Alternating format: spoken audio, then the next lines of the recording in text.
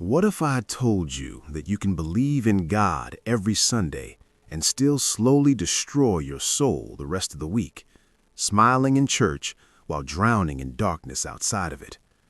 I lived that contradiction for years, convincing myself that belief alone was enough, while my actions quietly proved otherwise.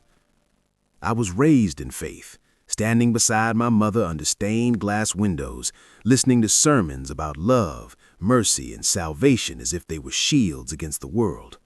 I truly believed those words would protect me, never realizing that protection requires obedience, not just attendance. The moment I stepped outside those church doors, I entered a different kingdom entirely, one where respect was measured in fear and power was proven through intimidation. In that world, hesitation could cost you everything, and kindness was often mistaken for weakness.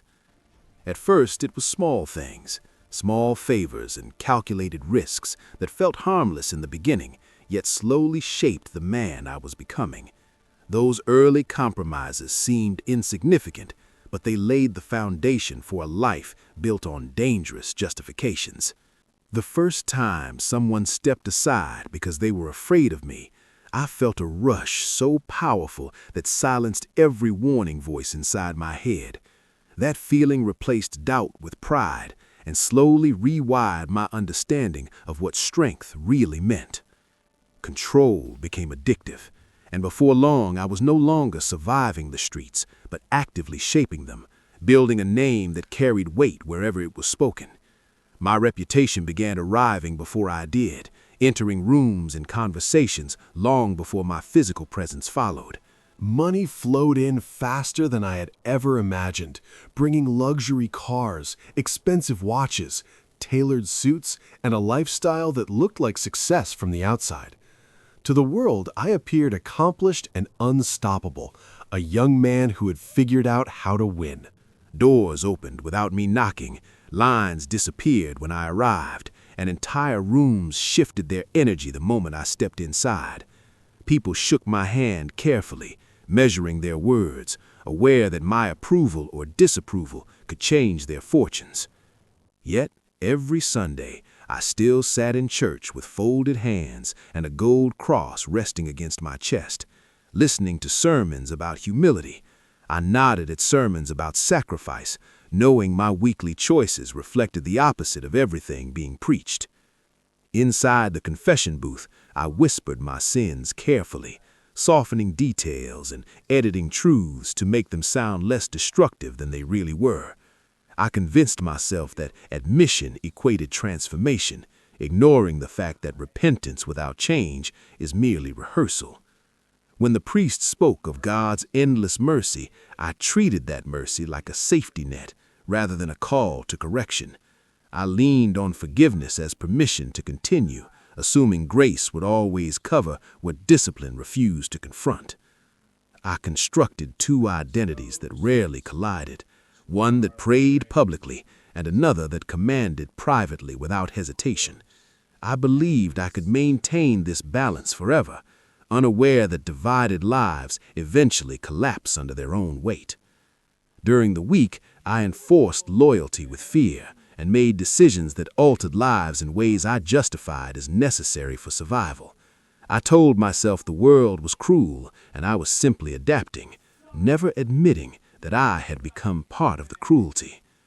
At night, when the noise faded and the celebrations ended, an emptiness crept in that no amount of money or influence could silence. In the quiet, I felt the cost of my choices, though I quickly buried that discomfort beneath distraction and ambition. The higher I climbed in that world, the more fragile everything became, because power attracts admiration, but also breeds silent resentment. Every smile carried a question mark, and every alliance felt temporary and conditional. I learned never to sit with my back to a door, and never to fully trust even the warmest handshake offered in partnership.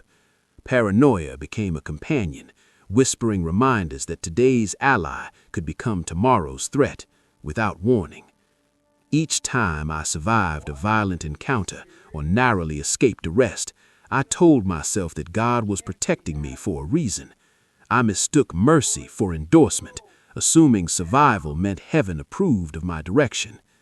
What I failed to ask was whether those second chances were invitations to change rather than rewards for recklessness.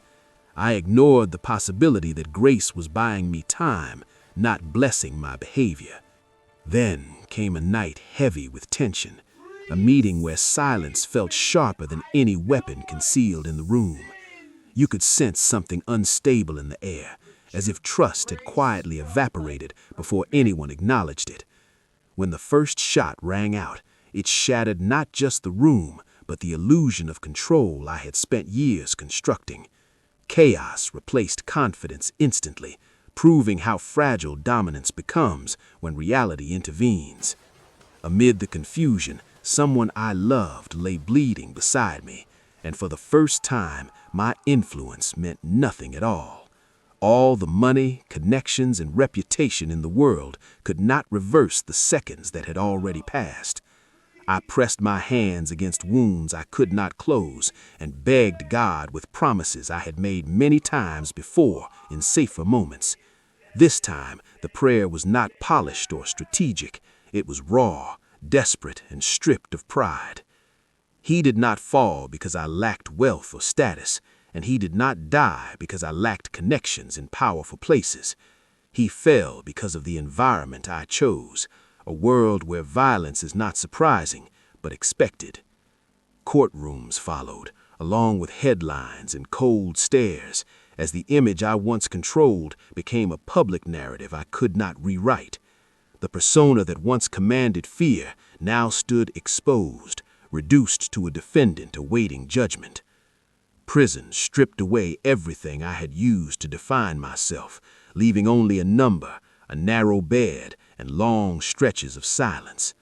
In that cell, I reopened the Bible not out of tradition, but out of a genuine need to understand where I had gone wrong. I read slowly this time, no longer searching for comfort, but for correction. One question echoed relentlessly in my mind, asking why I called him Lord while refusing to follow what he instructed. That sentence dismantled my excuses and exposed the gap between my words and my actions. I realized belief had been convenient for me because it required no surrender of control or identity. True faith, however, demanded obedience that challenged everything I had built my reputation upon. For years, I worshipped dominance and influence, measuring worth by how much fear my name could generate. Now I began to see that real strength lies in self-control, not in controlling others.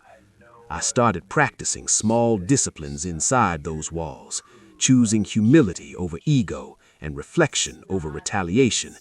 Those quiet decisions built a foundation of peace that no external validation had ever provided. When release finally came, the streets remained the same, and old contacts still knew how to reach me.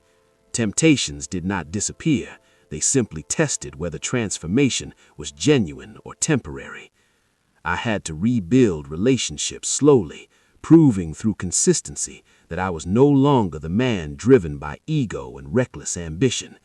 Trust returned in fragments, earned through patience rather than demanded through reputation.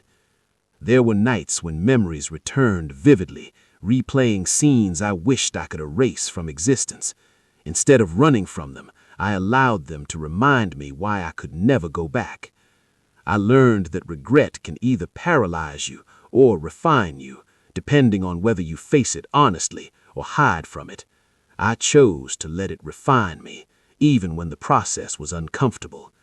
The same streets that once celebrated my presence now observed me cautiously, unsure if my transformation was permanent. I understood that consistency over time would speak louder than any explanation I could offer.